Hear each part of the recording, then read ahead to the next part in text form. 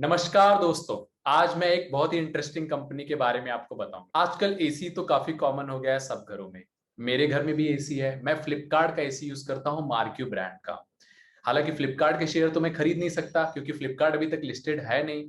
पर मैं उसके जो एसी है वो जो बनाती है कंपनी, उसके शेयर जरूर खरीद सकता हूं। और वो कैसे, आप पूछेंगे। वो जो एसी बनाती है वो कंपनी का नाम है एम्बर एंटरप्राइजेस। तो फ्लिपकार्ट ये एसी खुद नहीं बनाता, ये बस उसका व्हाइट लेबल करता है या अपना ब्रांड लगाता है और सेल करता है, या ओईएम मॉडल में बनाता है या ओडीएम मॉडल में। ओईएम और ओडीएम में क्या डिफरेंस है दोस्तों, मैंने डिक्सॉन के वीडियो में आपको बताया था, आप वापस से उस वीडियो में देख सकते हैं। ब्रीफ में अगर आपको बता दूं तो ओईएम में ब्रांड खुद बताते हैं कि ये स्पेसिफिकेशन के साथ हमें चाहिए। ओडीएम में मैन्युफैक्चरिंग कंपनी खुद डिजाइन करती है, मैन्युफैक्चर करती है और ब्रांड उसको बस व्हाइट लेबल करके सेल करते हैं। तो यहाँ अगर आप देखेंगे तो मैं बात करूंगा आज एम्बर एंटरप्राइजेस के बारे में, जो कंपनी इंडिया में एसी बनाती है ओईएम एंड ओडीएम मॉडल में। तो चलिए आगे देखते हैं इस कंपनी के और डिटेल्स, और हमेशा की तरह हम जैसे एनालिसिस करते हैं वो इस कंपनी के बारे में भी देखेंगे। तो अगर आप देखेंगे एम्बर एंटरप्राइजेस इंडिया में लीडर है, अगर आप देखेंगे तो रूम एयर कंडीशनर में ओईएम एंड ओडीएम मॉडल में। अगर आप इसके अलावा अगर आप देखेंगे कंपनी कंप्लीटली बिल्ट यूनिट, पूरा बिल्ट यूनिट जो होता है वो बनाती है रूम एयर कंडीशनर का। अगर और इसके अलावा ये कंपनी इनके जो कंपोनेंट्स होते हैं, इंटरनल कंपोनेंट एसी के, वो भी बनाती है दूसरे ब्रांड को सेल करने के लिए। तो या तो आप इनके कंपोनेंट्स ले सकते हैं या कंप्लीटली बिल्ट यूनिट पूरा एसी ले सकते हैं इनसे। इस कंपनी की 15 मैन्युफैक्चरिंग फैसिलिटीज है अक्रॉस इंडिया। इनकी मेजर मैन्युफैक्चरिंग फैसिलिटीज अगर आप देखेंगे तो नॉर्थ इंडिया में है, पर ये धीरे धीरे और भी एक्सपैंड कर रहे हैं। अगर यहाँ प्रमोटर की बात करेंगे तो यहाँ दोस्तों जसबीर सिंह, दलजीत सिंह इस कंपनी के प्रमोटिंग डायरेक्टर्स है। इसमें अगर आप देखेंगे तो जसबीर सिंह इस कंपनी के सीईओ भी हैं और ये दोनों भाई हैं। तो यहाँ अगर आप देखेंगे ये कंपनी फैमिली ओन्ड है और ये दोनों भाई इस कंपनी को चला रहे हैं। और इनका ट्रैक रिकॉर्ड और एजुकेशनल बैकग्राउंड अगर आप देखेंगे तो वो भी काफी अच्छा है और ये कंपनी को काफी आगे तक लेके आए हैं। तो यहाँ मुझे कोई कंसर्न नहीं देखने मिल रहा अभी तक प्रमोटर्स में। अगर सेगमेंट्स की बात करें दोस्तों तो हम सेगमेंट की वैसे बात भी क्यों कर रहे हैं, क्योंकि जो अगर आप देखेंगे अलग अलग सेगमेंट की अलग अलग नीड होती है, अलग फिजिकल एस्पेक्ट एसी के बदल जाते हैं।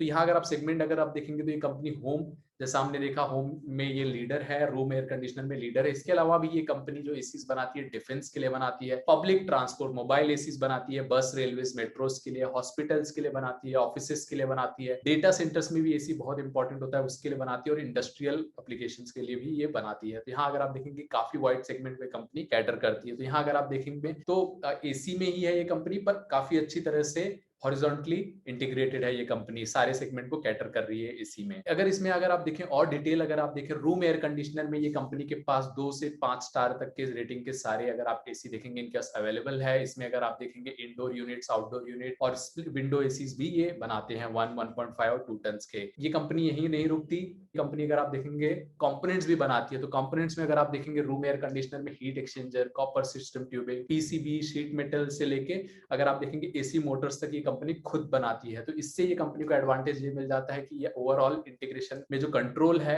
इनके पास ही रहेगा और दूसरे ये मैन्युफैक्चरर को ये कंपोनेंट्स भी सेल कर सकते हैं। इसके अलावा ये कंपनी नॉन एसी कंपोनेंट्स भी बनाती है, जो कि आप देखेंगे वॉशिंग मशीन वगैरह में यूज होता है, पीसीबी बना के भी ये सेल करते हैं। इसके अलावा आप देखेंगे तो रूफ माउंटेड एसीज भी ये बनाती है, जिसके डिजाइन आप देख पा रहे हैं स्क्रीन पे। इसके अलावा अगर आप देखेंगे रेलवेज के लिए भी अगर आप देखेंगे रेफ्रिजरेशन सॉल्यूशन से कंपनी बनाती है, cold unit, hot case for pantry और electronic control panel, switch board, cabinets वगैरह बनाती है। रूफ माउंटेड ड्राइवर्स के लिए जो एयर कंडीशनर होते हैं वो भी बनाती है। और डिफेंस में अगर आप देखेंगे तो एचवैक प्रोडक्ट्स भी ये कंपनी बनाती है। डिफेंस के थोड़ी नीड अलग होती है, तो वो भी अगर आप देखेंगे कंपनी उन्हें कैटर कर रही है। ये तो हो गया सेगमेंट्स के बारे में दोस्तों। जो सबसे इंपॉर्टेंट हो जाता है कि ये कंपनी डायरेक्ट तो हमें सेल नहीं करती प्रोडक्ट, तो इनके क्लाइंट कौन है, कौन कौन से ब्रांड इनके क्लाइंट है। और ये बहुत इंपॉर्टेंट हो जाता है देखना ऐसी कंपनीज के लिए, क्योंकि अगर इनके क्लाइंट्स जो कि मेजर ब्रांड है तो ये कंपनी के पास भी अच्छा कंट्रोल आ जाएगा। तो यहाँ अगर क्लाइंट्स देखें तो एमएनसी मल्टीनेशनल कंपनीज में अगर आप देखेंगे Amazon, Carrier, Daikin, Samsung, LG, Whirlpool, Panasonic, तो जो भी आप इंटरनेशनल ब्रांड आपने इंडिया में मेजर सुने होंगे वो सारे इस कंपनी के क्लाइंट है। तो आप सैमसंग, एलजी किसी के भी एसी लीजिए, आपको जो मैन्युफैक्चरर है वो आप देखेंगे तो एम्बर ही मिलेगा। और डोमेस्टिक में भी अगर आप देखेंगे Blue Star, Croma, Flipkart, Godrej, Havells, Voltas, ये भी एम्बर से ही एसीज लेके हमें सेल करते हैं। वो ब्रांडिंग पे फोकस करते हैं, मैन्युफैक्चरिंग पूरा इस कंपनी के पास है। रेलवेज एंड मेट्रोज में अगर आप देखेंगे तो भारत अर्थ मूवर्स लिमिटेड, चाइना रेलवे को भी ये कंपनी कैटर करती है, तो जो कि काफी अच्छी बात है, काफी बड़ी बात है। इसके अलावा दिल्ली मेट्रो से देखेंगे आपने रॉयल कोच फैक्ट्री, काफी कंपनीज को ये सप्लाई करती है। डिफेंस में अगर आप देखेंगे तो भारत इलेक्ट्रॉनिक्स को ये कंपनी कैटर करती है। टेलीकॉम में देखेंगे तो डिपार्टमेंट ऑफ टेलीकॉम, डीओटी को ये कंपनी सर्व करती है। और बसेस में ये ओईएम सॉल्यूशन प्रोवाइड करते हैं। तो ये हो गया दोस्तों इनके क्लाइंट्स के बारे में। तो यहाँ क्लाइंट्स में अगर आप देखेंगे तो एसी में मेजर जो इंडिया में अगर आप ब्रांड्स देखेंगे या ग्लोबली ब्रांड देखेंगे, वो सारे इनके क्लाइंट है, जो कि बहुत ही अच्छी बात है दोस्तों। इसके अलावा चलिए दोस्तों इसकी सब्सिडरीज के बारे में बात करते हैं, क्योंकि ये कंपनी अपनी सब्सिडरीज के थ्रू अलग अलग फोकस एरिया पे फोकस करती है। तो यहाँ अगर आप देखेंगे तो जो पीआईसीएल है इनका, अगर आप देखेंगे तो ये मोटर्स पे फोकस करते हैं, जो मोटर्स बनते हैं एसी और नॉन एसी के लिए। इसके अलावा आप एप्सर्स देखेंगे तो ये रिपेयरिंग, इंस्टॉलेशन जो होता है एसी और नॉन एसी वॉशिंग मशीन वगैरह का, वो सारा सर्व ये अपने एप्सर अप्लायंसेस सब्सिडरी के थ्रू करते हैं। इसके अलावा आईएलजिन और एवर इलेक्ट्रॉनिक्स ये पीसीबी में मेनली डोमिनेट करते हैं इंडिया में, मैन्युफैक्चरिंग से लेके इंपोर्ट एक्सपोर्ट सब कुछ ये इनकी सब्सिडरी है। इसके अलावा इस कंपनी ने रिसेंटली, अगर आपने न्यूज में देखा होगा, तो सिडवाल रेफ्रिजरेशन का एक्विजिशन किया था। ये एक्विजिशन कंपनी के लिए बहुत महत्वपूर्ण हो जाता है, इसलिए क्योंकि ये कंपनी रूम एसी में तो डोमिनेंट थी, पर मोबाइल सॉल्यूशन, रेलवेज, मेट्रोज और बसेस में इनका इतना अच्छा प्रेजेंस नहीं था। और रेलवेज, मेट्रोज में आपको एंट्री के लिए काफी ज्यादा एंट्री बैरियर है, इतनी आसानी से एंट्री मिलती नहीं है। और वहां मार्जिन भी बहुत ज्यादा है क्योंकि प्लेयर्स कम है। तो इसने सिडवाल रेफ्रिजरेशन का एक्विजिशन कर लिया, और यहाँ इससे कंपनी को उम्मीद है कि इनके जो रिटर्न रेशियोज है और मार्जिन वगैरह इंप्रूव होगी, वो हमें अभी देखना पड़ेगा दोस्तों। ये एक्विजिशन रिसेंट है, पर ये एक्विजिशन काफी अच्छा रहा है इस कंपनी के लिए। चलिए अब देखते हैं इस कंपनी का, अगर आप देखेंगे हिस्टोरिकल परफॉर्मेंस कैसा रहा है अभी तक का। तो अगर आप देखेंगे, हम डेटा दिखा रहा हूँ आपको 2013 से 2020 तक का। 876 करोड़ का इनका रेवेन्यू हुआ करता था, अब 3963 करोड़ का रेवेन्यू है। तो यहाँ अगर देखेंगे आप, रेवेन्यू में काफी बेहतरीन ग्रोथ हमें देखने मिल रहा है। 2016 में जरूर डिक्लाइन आया था, पर ओवरऑल अगर आप देखेंगे तो नंबर्स, रेवेन्यू के नंबर मुझे बहुत ही अच्छे लग रहे हैं। प्रॉफिट अगर आप देखेंगे, कंपनी 19.48 अप्रोक्सीमेटली 20 करोड़ का प्रॉफिट बनाती थी, और अभी आप देखेंगे 158 160 करोड़ तक की प्रॉफिट बन गई है इनकी। तो पिछले 7 सालों में इनका जो प्रॉफिट देखेंगे 8 गुना तक बढ़ा हुआ देखने मिल रहा है। तो प्रॉफिट और रेवेन्यू नंबर दोस्तों मुझे बहुत ही बेहतरीन लग रहे हैं। तो कंपनी का हिस्टोरिकल परफॉर्मेंस अभी तक का काफी बेहतरीन है, काफी अच्छा रहा है नंबर्स में। चलिए आगे देखते हैं रिसेंट क्वार्टर का रिजल्ट कैसा रहा, और ये कंपनी आप में रिकवरी कैसी है लॉकडाउन के बाद। तो अगर Q3 का अगर आप डेटा देखेंगे तो ये ब्रेकअप भी देखने हमें मिल रहा है कि जो रूम एयर कंडीशनर है, और इसके अलावा जो मोबाइल एप्लीकेशन जो कि मेट्रोज, रेलवेज है, और जो कंपोनेंट डिवीजन है, उनसे रेवेन्यू स्प्लिट इस कंपनी का कैसा है अगर आप देखेंगे तो रेवेन्यू में Q3 FY20 में पिछले साल 45% कंपोनेंट्स एंड मोबाइल एप्लीकेशन से आता था, और 55% आरएसी, रूम एयर कंडीशनर से आता था। पर FY21 में अगर आप देखेंगे तो ये यहाँ पे आरएसी, रूम एयर कंडीशनर का रेवेन्यू शेयर गिरता हुआ दिख रहा है। और इसकी वजह ये है कि जो मोबाइल एप्लीकेशन का डिवीजन है वो नया है, और उसमें काफी अच्छी ग्रोथ देखने मिल रही है। तो वहां से अगर आप देखेंगे रेवेन्यू शेयर बढ़ रहा है इस कंपनी के लिए। 9 मंथ में देखेंगे तो 50-50 ये नंबर हमें देखने मिल रहा है। इसकी वजह ये रही कि रूम एसी सेगमेंट में इतनी अच्छी रिकवरी नहीं हुई थी जितनी इनको अगर आप देखेंगे तो मोबाइल एप्लीकेशन डिवीजन में देखने मिली थी, और कंपोनेंट डिवीजन में देखने मिली थी। तो अगर नंबर्स में देखेंगे Q3 FY21 का जो रेवेन्यू है 413 करोड़, पिछले साल के 431 करोड़ से कम है। तो अभी भी पूरी तरह से रिकवरी नहीं हुई है इस कंपनी के लिए। अगर आप देखेंगे तो समर का टाइम ये रूम एसी सेगमेंट के लिए काफी महत्वपूर्ण हो जाता है, जो इसने इस साल मिस कर दिया था। तो इस साल नंबर्स हमें इतने अच्छे देखने नहीं मिले हैं। और 9 मंथ में अगर आप देखेंगे तो पिछले साल, अगर आप देखेंगे पिछले 9 मंथ्स पिछले साल से कंपैरिजन करेंगे तो 719 करोड़, ये काफी लो नंबर देखने मिल रहा है, और वजह आप जानते ही हैं। कंपोनेंट और मोबिलिटी एप्लीकेशन में अगर आप देखेंगे तो Q3 FY21 रेवेन्यू 352 करोड़ है, पिछले साल 358 करोड़ था। तो यहाँ भी अगर आप देखेंगे काफी अच्छी रिकवरी देखने मिली है, पर फिर भी अभी पिछले नंबर को ये क्रॉस नहीं कर पाया है, और 9 मंथ में भी हमें नंबर कम ही देखने मिल रहे हैं। हालांकि कंपनी को काफी ज्यादा उम्मीदें हैं अपने मोबाइल डिवीजन से, क्योंकि इन्होंने नए ऑर्डर्स लिए हैं और नए ज्योग्राफीज में भी एक्सपांड कर रहे हैं। तो कंपनी को काफी ज्यादा उम्मीदें हैं। दोस्तों आप जानते हैं कि डिक्सॉन और एम्बर काफी ज्यादा न्यूज में रहे हैं, और काफी कुछ इस इंडस्ट्री में चेंज आ रहा है। उस इंडस्ट्री के चेंज के बारे में भी मैं आपको बताना चाहता हूँ। तो जैसा कि आप जानते हैं, गवर्नमेंट ऑफ इंडिया ने बैन किया हुआ है import of AC with refrigerant. तो आप gas filled AC direct completely build unit India में इंपोर्ट नहीं कर सकते हैं, ये फेज 1 का बैन है। और इसको नंबर्स में अगर देखेंगे, जो कंपनी ने डेटा दिया हुआ है कि 4000 करोड़ का ये मार्केट है, जो 70 to 75% मार्केट है कंप्लीटली बिल्ड यूनिट का, जो कि इंपोर्ट होता था इंडिया में, मैन्युफैक्चर नहीं होता था इंडिया में। तो इस बैन से क्या होगा कि इनिशियली कंपनी डायरेक्टली तो मैन्युफैक्चरिंग यहाँ इंडिया में शिफ्ट अचानक से हो नहीं सकता, तो वो इंडिपेंडेंट प्रोडक्ट्स है वो इंडिया में लेके आएंगी और उसे गैस चार्ज करके असेंबल करके इंडिया में सेल करेंगे, डायरेक्ट मैन्युफैक्चरिंग तो होगी नहीं। तो जो फेज 1 कंपनी का मानना है कि फेज 1 में ये अब एग्जिस्टिंग ब्रांड्स को सपोर्ट करेंगे, गैस चार्ज और असेंबली में हेल्प करेंगे। और फेज 2 जो कि आगे उम्मीदें हैं कि कंपनी को पूरा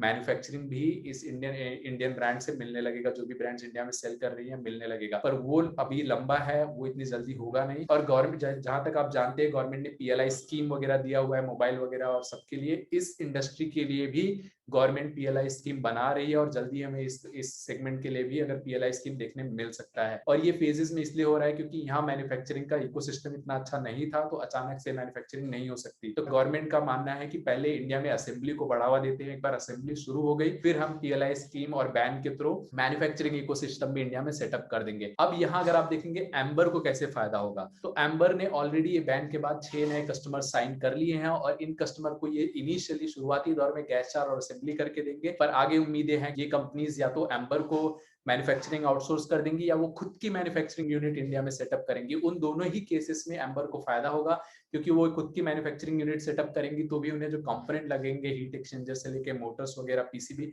वो एम्बर ही सप्लाई करेगा, या फिर वो पूरी पूरी मैन्युफैक्चरिंग एम्बर को दे सकते हैं। तो दोनों ही केस में एम्बर का फायदा है, पूरी मैन्युफैक्चरिंग मिलने पे एम्बर का ज्यादा फायदा है। पर ये दोस्तों आगे की बातें हैं, ये अभी देखना पड़ेगा पीएलआई स्कीम कैसे आता है और ये कैसे स्टोरी इवॉल्व होती है। फेज 1 तो ऑलरेडी चल रहा है। इसके अलावा कंपनी एक्सपोर्ट में भी अब काफी कॉम्पिटिटिव हो चुकी है और ये यूएस में भी एक्सपोर्ट जल्दी ही करने वाले हैं, जिसके लिए प्रोसेस जारी है। और यूएस में ये सेम प्रोडक्ट सेल नहीं कर सकते क्योंकि वहां की फिजिकल रिक्वायरमेंट्स अलग हैं, तो उसके हिसाब से इन्होंने नए प्रोडक्ट बनाए हैं, उसकी टेस्टिंग चालू है और उसके बाद जल्दी हमें देखने मिलेगा कि कंपनी एक्सपोर्ट में भी काफी अच्छा करने लगेगी। तो ये हो गया दोस्तों इस इंडस्ट्री के बारे में। चलिए अभी तक हमने देखा जैसे कि कंपनी हमें अभी तक बहुत अच्छी लग रही है, अभी ये ट्रेड कैसे हो रही है, वैल्यूएशन कैसे, हमें लेना चाहिए या नहीं। तो यहाँ अगर आप देख पा रहे हैं मनी कंट्रोल पे एम्बर एंटरप्राइजेस अगर देख पा रहे हैं 3186 पे ट्रेड हो रही है, 1.36% अप है। अगर इस कंपनी का मार्केट कैप देखेंगे तो 10,000 करोड़ का है दोस्तों, और पिछले साल का रेवेन्यू हमने देखा था 4,000 करोड़ का, तो 3x से थोड़ा कम है। प्राइस टू सेल्स देखेंगे तो बहुत महंगा नहीं लग रहा है यहाँ पे,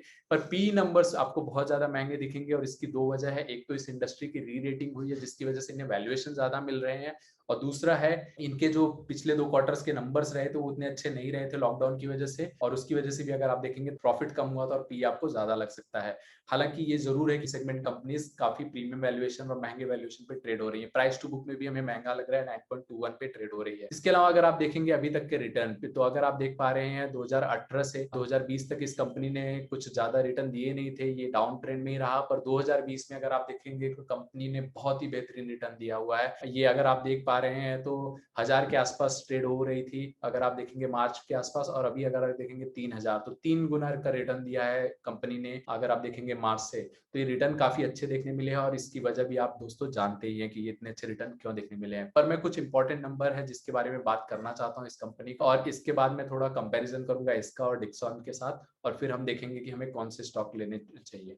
तो अगर आप ईपीएस देखेंगे तो दोस्तों ईपीएस में कंसिस्टेंट ग्रोथ देखने मिला है 2017 से 2020 तक का, ये बहुत ही बेहतरीन चीज है, बहुत अच्छी बात है। डिविडेंड अगर आप देखेंगे तो डिविडेंड पिछले साल दिया था पर हमेशा डिविडेंड देखने नहीं मिला है। डिविडेंड के लिए मैं कंपनी में इन्वेस्ट करने बोलूंगा भी नहीं दोस्तों, क्योंकि ये बहुत हाई ग्रोथ इंडस्ट्री होने वाली है अब, तो यहाँ से डिविडेंड से ज्यादा आपको ग्रोथ एक्सपेक्टेशन होना चाहिए। और इसमें सबसे महत्वपूर्ण नंबर हो जाता है कि रिटर्न्स रेशियो देखना। तो अगर आप देखेंगे रिटर्न ऑन इक्विटी देखेंगे तो 10 से 14 के आसपास दिख रहा है, जो कि बहुत अच्छा नंबर देखते नहीं मिल रहा हमें। हमने डिक्सॉन में देखा था उसके रिटर्न ऑन इक्विटी नंबर्स बहुत बेहतरीन थे। आरओसीई भी हमें 14 टू 15 के रेंज में दिखने मिल रहा, जो कि बहुत अच्छा नहीं है दोस्तों। हालांकि कंपनी का मानना है कि मोबिलिटी डिवीजन के बाद, मोबाइल एसीज की डिवीजन के बाद ये नंबर्स इंप्रूव होते हुए देखने मिलेंगे हमें, पर वो अभी देखना पड़ेगा दोस्तों। अभी तक तो इनका जो रिटर्न्स रेशियो है मुझे अच्छा नहीं लग रहा, और रिटर्न रेशियो इतना कम होने के बाद ये लॉन्ग टर्म में ऐसी कंपनीज के साथ प्रॉब्लम होता है कि ये अगर आप देखेंगे तो बहुत ज्यादा रिटर्न दे नहीं पाती हैं अपने इन्वेस्टर्स को। तो ओवरऑल अगर आप कंपैरिजन देखेंगे तो दोस्तों डिक्सॉन और एम्बर का तो एम्बर एक ही सेगमेंट में है, एसी सेगमेंट में, और उसमें वो सारे सेगमेंट होम से लेके मोबाइल एसी सब कुछ सर्व करता है और वो बैकवर्ड इंटीग्रेटेड है बहुत ज्यादा एम्बर। और अगर आप डिक्सॉन देखेंगे तो डिक्सॉन बहुत सारे एरियाज में है, मोबाइल से लेके आप अगर आप देखेंगे तो वॉशिंग मशीन से लेके अगर आप देखेंगे तो बहुत सारे एरियाज में वो है। तो उसका जो डाइवर्सिफिकेशन है डिक्सॉन का ज्यादा है और बैकवर्ड इंटीग्रेशन एम्बर का ज्यादा है। अगर प्रमोटर में देखेंगे तो डिक्सॉन, हालांकि वचानी जी उसके प्रमोटिंग डायरेक्टर हैं पर वो सीईओ नहीं है, तो वो प्रोफेशनली मैनेज कंपनी है जैसा हमने देखा था। यहाँ अभी भी सीईओ फैमिली से हैं, तो फैमिली में हालांकि अभी तक का रिकॉर्ड इनका काफी अच्छा रहा है, पर आगे फैमिलीज में हम जानते हैं कभी कभी प्रॉब्लम हो सकती है और वैसे में थोड़ा रिस्क रहता है फैमिली ओन कंपनीज में। तो यहाँ अगर आप देखेंगे तो डिक्सॉन ज्यादा बेहतर लग रहा है उससे सेंस में। और उसके अलावा भी अगर आप देखेंगे एक इसने जो रिसेंट एक्विजिशन किए है मोबिलिटी डिवीजन का, तो वहां मुझे एक प्रॉब्लम ये लगती आ रही है कि अब ये गवर्नमेंट से डील करेंगे, और दोस्तों जैसा आप जानते हैं गवर्नमेंट से पैसे टाइम पे नहीं मिलते, तो मुझे वो भी एक कंसर्न लग रहा। तो ओवरऑल अगर देखेंगे तो मुझे कंपैरिजन में डिक्सॉन ज्यादा बेटर लगता है। पर आपको इस पूरी इंडस्ट्रीज में इन्वेस्ट करके फायदा लेना है। इलेक्ट्रॉनिक मैन्युफैक्चरिंग जो इंडिया में काफी ज्यादा बढ़ने वाली है, जिसमें एम्बर को भी बहुत फायदा होगा, डिक्सॉन को भी बहुत फायदा होगा, तो आपको दोनों में भी इन्वेस्ट करना चाहिए। तो आप ज्यादा पैसे डिक्सॉन में डाल सकते हैं और थोड़ा एम्बर में डाल सकते हैं। पर दोस्तों अगर वैल्यूएशन वाइज, जैसे हमने डिक्सॉन में भी देखा था कि वैल्यूएशन काफी महंगे थे, इसके भी वैल्यूएशन काफी हाई पे है। तो इनमें दोनों ही कंपनीज में एक साथ ज्यादा पैसे साथ में नहीं डालिए। और इसके अलावा आप अपने इन्वेस्टमेंट एडवाइजर जो भी सीए हैं आपके, उनसे कंसल्ट करिए। तो आप हमें दोस्तों आप कमेंट में बताइए कि आपको ये कंपनी और डिक्सॉन में कौन सा ज्यादा बेटर लगता है, आप कौन सा शेयर बाय करना चाहते हैं, आप दोनों बाय करना चाहते हैं, उसके बारे में हमें बताइए। इसके अलावा दोस्तों आप हमें ये भी बता सकते हैं कि अब हम कौन सी नेक्स्ट इंडस्ट्री या कंपनी का एनालिसिस करें। तो इस वीडियो के लिए इतना ही दोस्तों, धन्यवाद।